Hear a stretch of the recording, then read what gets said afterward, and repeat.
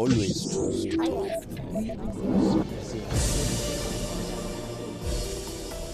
Long after the bombs stop falling, the war goes on, beneath the soil. The world is littered with the remnants of conflict, landmines, cluster munitions, and unexploded devices that kill long after the fighting fades. The Halo Trust is on the front lines of this hidden war, clearing mines, restoring access, and reopening paths to life in places where even walking to school can risk death. But today, the challenges go far beyond the physical. In places like Syria, Yemen, Afghanistan, Gaza, and Sudan, where the fighting may or may not have stopped, landmines are at the surface of a deeper and more enduring power play. In an era where governments are quick to fund arms, but slow to support recovery, what does it take to remove not just the weapons of war, but their legacy? James Cowan, CEO of the Halo Trust, talks to Al Jazeera.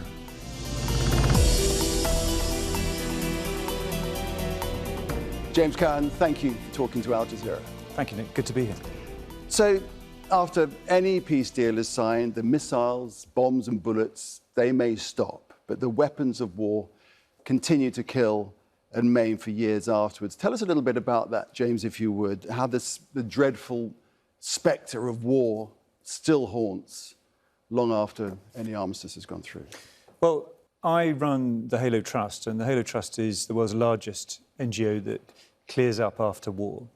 And our focus, we're famous for the clearance of landmines. And what landmines are, which makes them different from other weapons of war, is that a normal weapon will kill or maim in the moment. You fire a gun, it will hurt someone.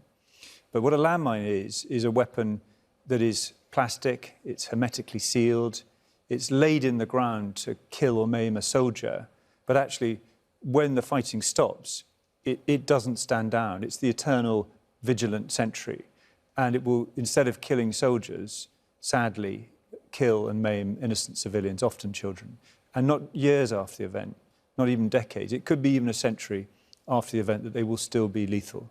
So that is what marks them out as different, and why my charity is so focused on ridding the world of the scourge of landmines. Right, and it's not just landmines. And to get an idea of just the kind of thing you're having to deal with, we can look at Syria as a case in point. And this is from the UN Office for the Coordination of Humanitarian Affairs, just very recently, in the last month. They said that civilians displaced in their millions by the conflict are now returning to ruined villages, towns and cities that became the battlefields of the civil war. They're strewn with dangerous explosive devices ranging from grenades, improvised bombs and mortars to rockets, tripwires and missiles. An average of 6 children are now being killed by explosives every week. So making the land safe is what you're about.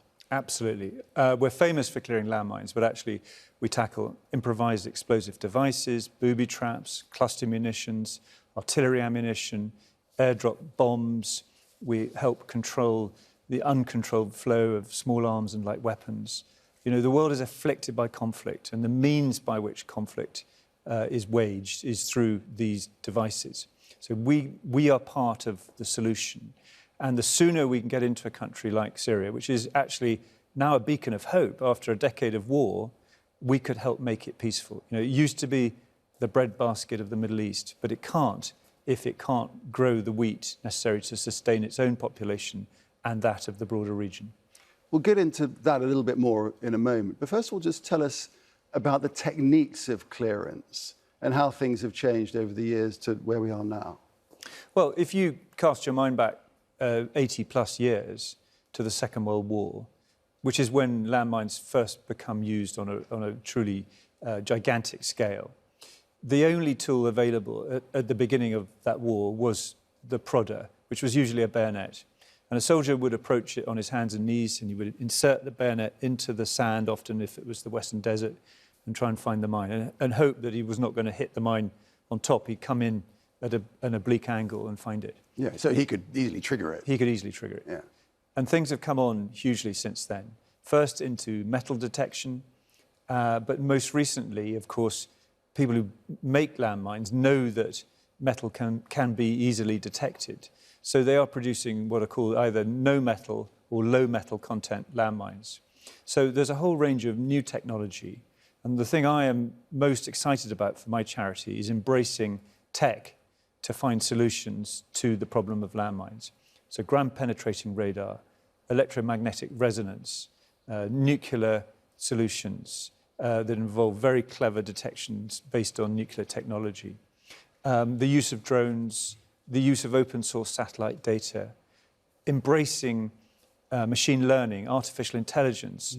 Instead of having to manually scan aerial photographs with a person expertly trying to find the landmines, the AI can search for the landmines and rapidly assess the scale of contamination. But does it still take a human being to be able to diffuse that landmine and those devices? Once you've done that survey, and of course a country like Syria needs resurveying.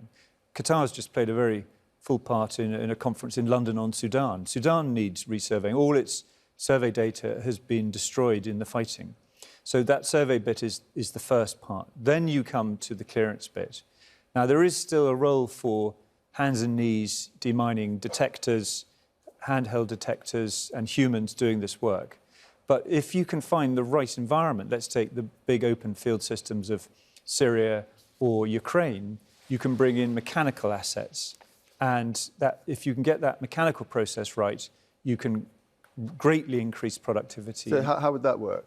Well, you can armour up mechanical plants, you can have long-armed mechanical diggers, and you can therefore conduct clearance at far higher rates. You find them, you dig the mine out of the ground. If it explodes, it's harmless because it's in the bucket of a digger. Done at a distance, I suppose. Done at a distance. Yeah. And then we can then take rollers, we can take mine ploughs over land to show that the land is genuinely clear of devices. It's really important to finish the process with building confidence amongst the communities, because many communities are terrified of the land being contaminated. And even if you have cleared it to a very high standard, they may not believe that. So you need to show through demonstrations of mine ploughs rolling across a field that, in fact, the area is genuinely safe. And I was reading recently of even rats being used, specially trained rats. Yeah.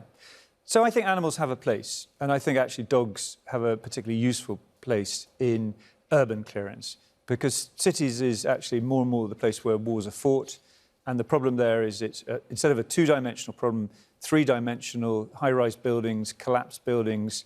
You're dealing with high levels of metal contamination, which confuses detectors. You have devices trapped beneath piles of concrete. So dogs have a fantastic way of finding things which other systems can't.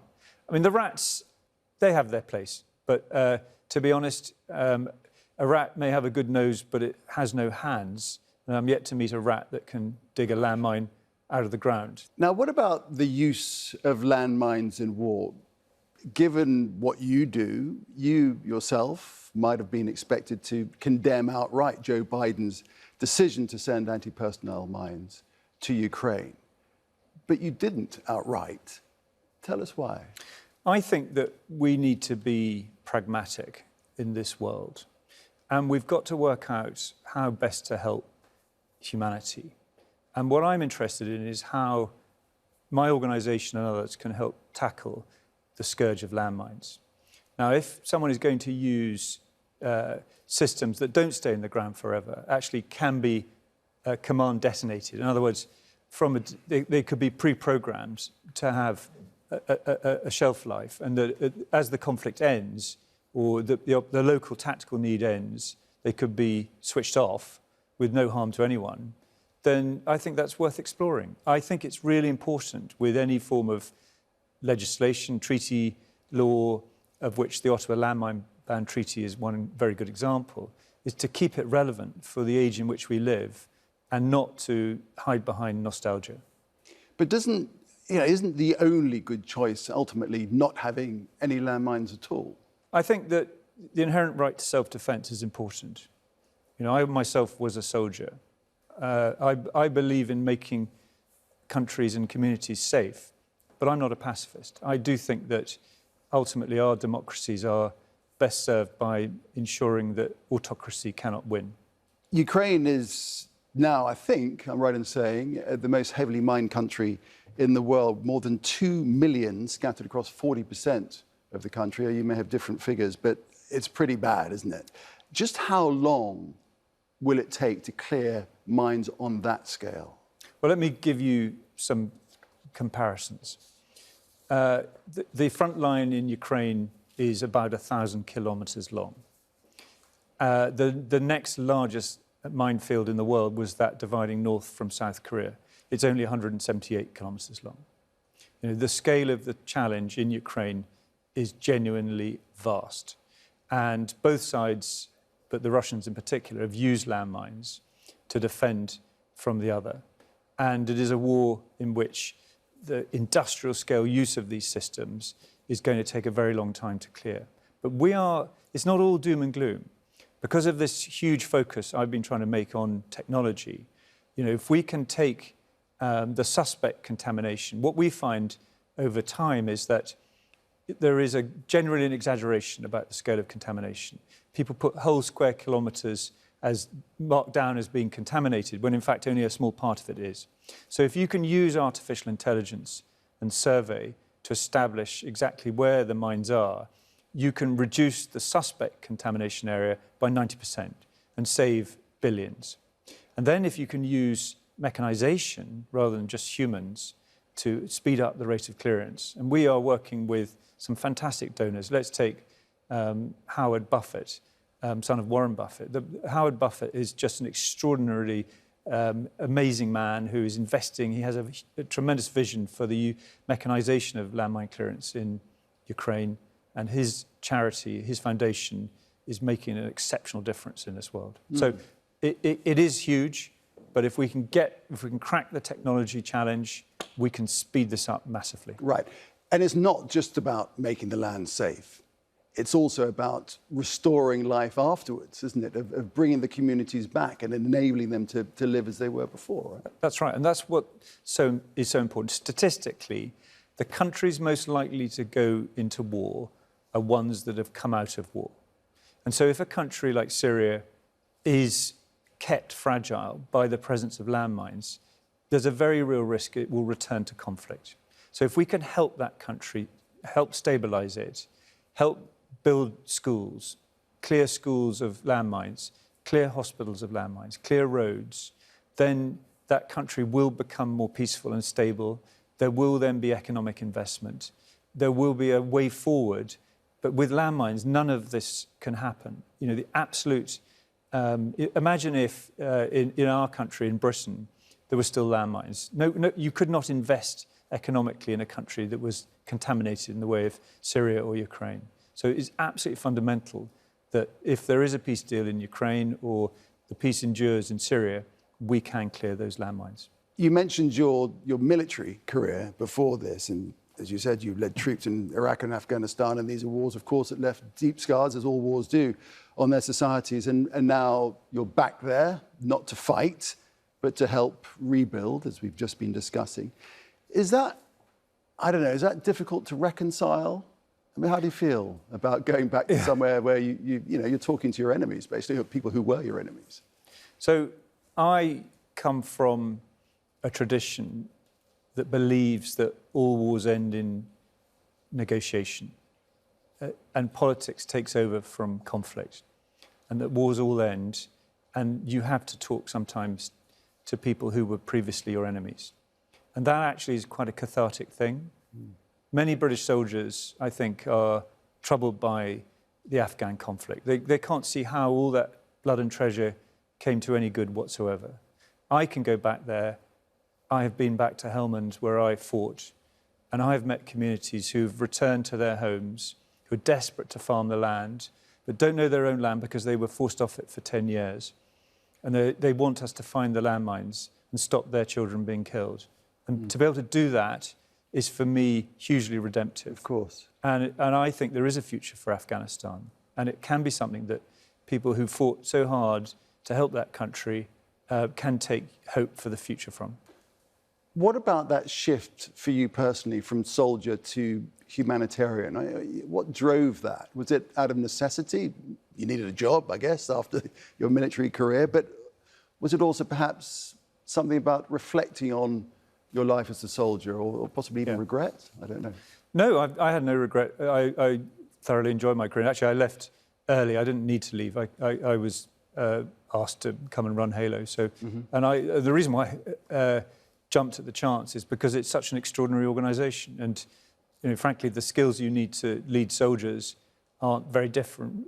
Soldiers are humans, and so the people who work for Halo, and to lead 12,000 incredibly brave people who get up every morning, are inspected to make sure their mine detector is working, that their visor and their body armour fits, and they head out into a minefield and they work incredibly hard in the heat, in the cold, to help their communities become free of the scourge of landmines. Right. That's a huge privilege for me. And to a layman, just the courage that must take seems extraordinary. Well, and it's not courage I have to show. I'm merely the guy in charge. No, but from the point of view of those guys who are doing it. I'd like to salute them and their courage, because the men and women who work for the Halo Trust are doing extraordinary work in this world. And they do it for really, they cost Western governments very, very little. We have an amazing range of donors, often private philanthropists now, who see the value of what we do. And, I think we represent extraordinary value for money, because we're able to sustain 12,000 men and women across the world in 32 conflict-affected states for really a very little money at all. And I think it's something that I'm proud of my deminers, and I would hope that the general public would be too. You've talked about the conflicts that are ongoing: Yemen, Iraq, Syria, Palestine, Ukraine. You, in the past, have described these as post-war minefields in the figurative sense and in the literal sense. And of course, in all those situations, you need political support from within. But I imagine that's not always that straightforward, and that must be a significant part of your job. It is. And I think, though, this is a challenge we can meet, because I think the humanitarian paradigm of the 1990s through to really 2010 is shifting. And the aim of that era was to lift people from poverty. And what our governments want now is something different. And so the United States' decision to cut foreign assistance could have been extremely harmful to my organisation. But actually, the United States recognises the value of our work, because we help make America safer, we help make America stronger. Actually, we help make America wealthier. And so the United States is not cutting our funding and is continuing to support our work. So we can make the case as to why our work matters beyond just the humanitarian, although saving life is absolutely vital. But if we can make a country stable, if we can make it peaceful, then it won't be a threat. Let's take migration. People worry about migration hugely, but Halo, for only £3 million a year from the British government, is keeping 4 million people in safe and gainful employment in Afghanistan. They don't want to migrate. Why would you want to migrate if you're happy and safe in your own country? Because you've cleared the land and enabled them to work. Afghanistan is a desert, but it is also incredibly fertile. And the reason why it's fertile is because of the meltwater from the Hindu Kush and the irrigation system that enables that. We've cleared that irrigation system, and we have plans to make another 6 million people safe in Afghanistan. What about Gaza, the situation there? I mean, we talk about the political difficulties of an area of conflict, but how do you view the ongoing threat from hidden ordnance in Gaza, which is whenever that finally comes to an end, that conflict is going to be a colossal issue? Well, we have spent the last 10 years working in, as I mentioned, countries like Syria and Iraq. We have grown a particular expertise in urban clearance. Now, whichever side of the argument you lie on, and some people are incredibly passionate in favour of Israel, some people are incredibly passionate in favour of Palestine. We sit very much neutral on this subject. We are not here to help any individual group. We're here to help people. And there are 2.2 million people there who need help. And that doesn't just help the people who live in Gaza, it also helps keep Israel safe. So we can make a very clear case as to the value of our work and maintain very strict neutrality. You've seen the terror of war, as I say, from both sides of the conflict, before, while the conflict's going on, and post-conflict, and you've called now the most dangerous time in decades. How do you view this time of polarization, of saber rattling of these growing conflicts around the world? So I think it's a time for our leaders to rediscover the confidence to do the right thing in the world. I think the risk of people withdrawing into their own domestic political needs to be avoided, because the world is out there. The world will not ignore us, and we cannot ignore it. And for the really very small amounts of money spent on overseas development, these cuts that countries like the British are currently implementing are, in my view, actually ultimately counterproductive. We will be wealthier, we will be safer, we will be stronger if we continue to have the confidence to play our part in the world. And I would strongly encourage the United Kingdom, the countries of the European Union, and other Western democracies to step up and play their part. And what's so lovely to be here in Qatar and see the Qataris do this, I think that's an example that countries in the West should follow. Are you worried about how fast the world seems to be rearming? I think that a stable world is in part based on responsible defence. The word is defence, not war. We used to call, in Britain, we used to talk about the War Office, and we now talk about the Ministry of Defence. And I think that democracy does rely on responsible defence, and I have no objection to that whatsoever. Mm-hmm. So you've worn the uniform of a very senior officer in the military, and now the vest of a humanitarian, if I may put it that way.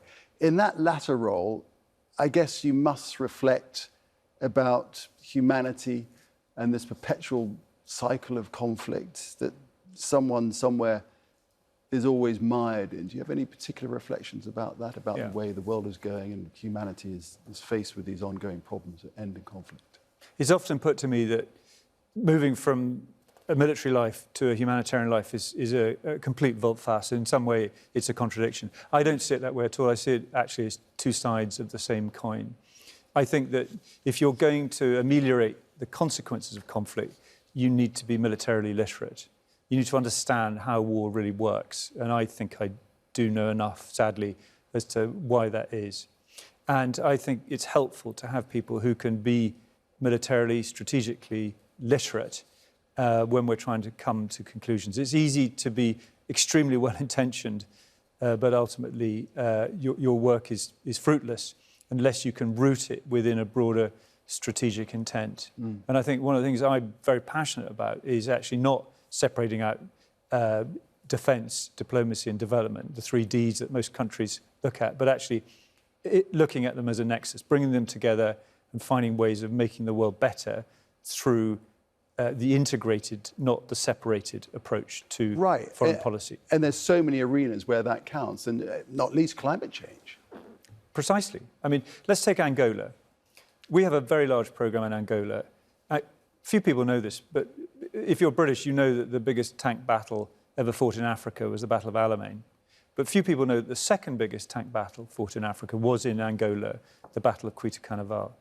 And it involved not only the use of tanks, but the massive use of anti-tank mines and anti-personnel mines. And those mines, unlike the tanks, have not gone away. And what's happened is those communities are cut off, and those communities have resorted in their desperation and their poverty to poaching, to slash and burn farming. And Angola is the source, the headwaters of the river system that feeds the Okavango Delta. And it is the 5th largest carbon sink on the planet. Now, if the scale of destruction and deforestation continues, then not only will the whole of Southwest Africa suffer, but the world will as well. So there is an absolute correlation between conflict and climate. And the Halo Trust is now working with the Angolan government to clear those minefields. We're working with other partners in the conservation world to establish really effective national parks and to reverse this really alarming prospect of the collapse of nature in southern Africa. It's a clarion call, isn't it? A crucial, critical clarion call. But is anybody listening? Oh, yeah. I mean, I think people are. And I think there's some very visionary donors who can see the value of what we're doing. So I think the world is not lost. You know, I don't do this work out of a sense of pessimism. I'm ultimately an optimist.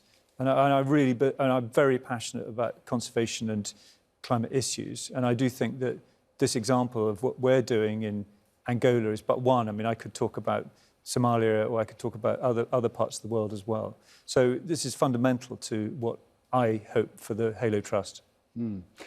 When, if you finally decide to retire altogether, what will you draw on most in your long and distinctly varied career and this orbit of your working life? I think the theme that draws my career, and I joined the army in 1982 as a private soldier in Northern Ireland. I watched that conflict end in negotiation, is that all wars end ultimately. And I have seen the wars in the Balkans, the war in Iraq, the war in Afghanistan. I'm watching the war in Ukraine. All wars come to an end eventually. And it's really about what follows, what sort of responsible peace that we as the international community can deliver that matters to stop a return to conflict at a later date. And for that, we need responsible leaders, right? Yes, and we need to refine that confidence I talked about earlier. I worry that many of our leaders in the West are drawn to their domestic concerns and preoccupations and are not looking outside enough to their role as statesmen and not just domestic politicians. Finally, James, if you look back on this latter part of your career with the Halo Trust and looking at all the work that the Halo Trust does, can you just give us one final example, an inspiring example, if you like, that depicts for you exactly what you do and why you do it? I could talk extensively about the big statistics, but I think you need to humanize this.